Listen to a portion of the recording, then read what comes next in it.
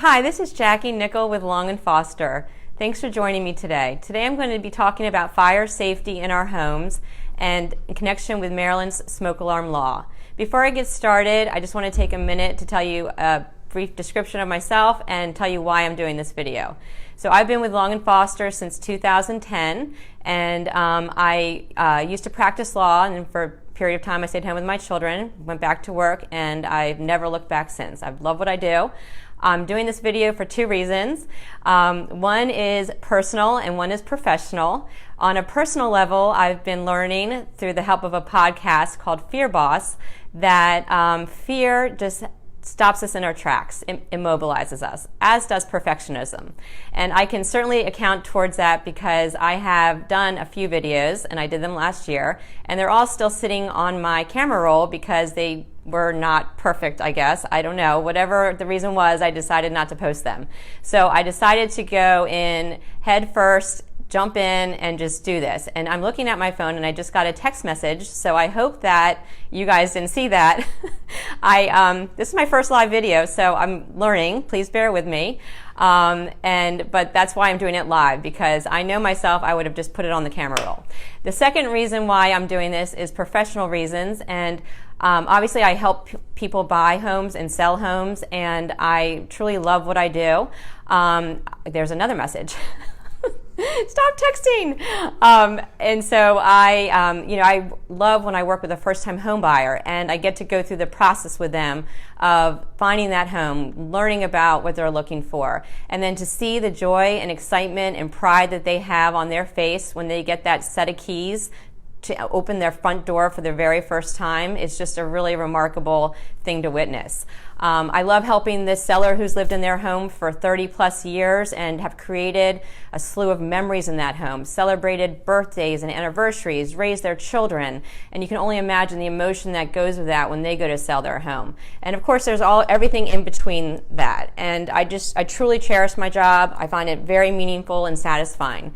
I also love when sellers reach out to me and ask me real estate related questions after the fact, and that's what I want to do more of. I want people to know that I'm available as a valuable resource for my past clients, prospective clients, friends, neighbors, so forth and so on.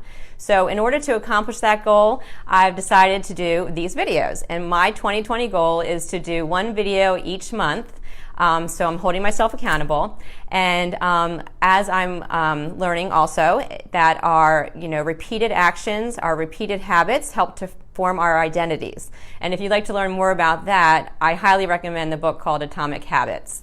So with all that being said, let's get into the content for today, and that's fire safety in our homes.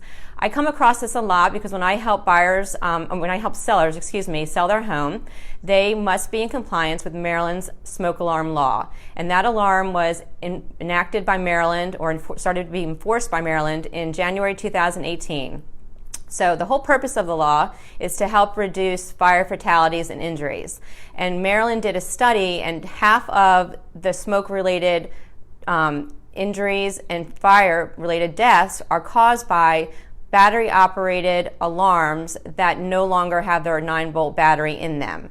So for example, if you're cooking one night and you set off the smoke alarm, which I have done before, and you remove your 9-volt battery, or if it's the middle of the night and you remove the battery because it's chirping, a lot of people don't put those batteries back in.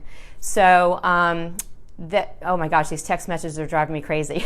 Somebody text my husband Jamie and tell him to stop texting in this group chat.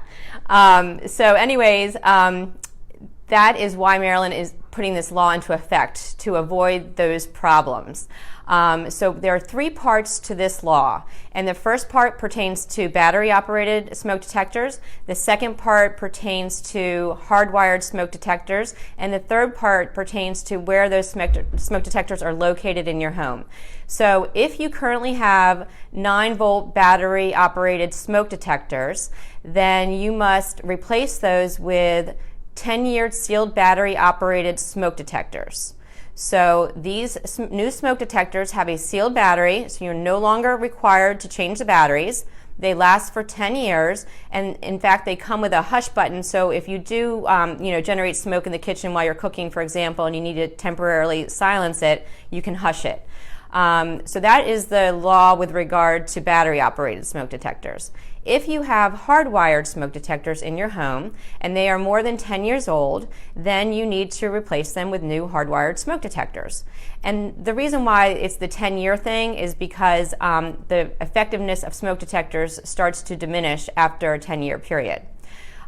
So if you want to know how old your hardwired smoke detector is, you remove it from the ceiling and look at the back of it, and it should have a manufacturer date on it. If there's no manufacturer date on it, then you know that it has to be replaced. If there is a manufacturer date, less than 10 years old, you're still good. If it's older than 10 years, it should be replaced.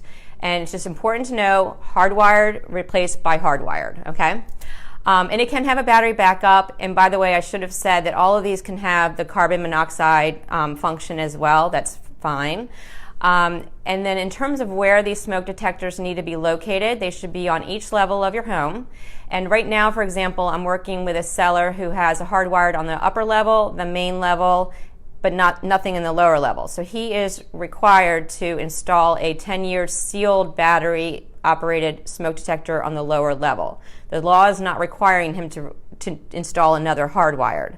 And then the only other thing I'll say is, and I really hope you guys haven't been seeing what these messages are, but the only other thing I'll say is that if you have bought a home since 2013, that you will probably have a smoke detector in every bedroom of your home, because that's what the new law requires.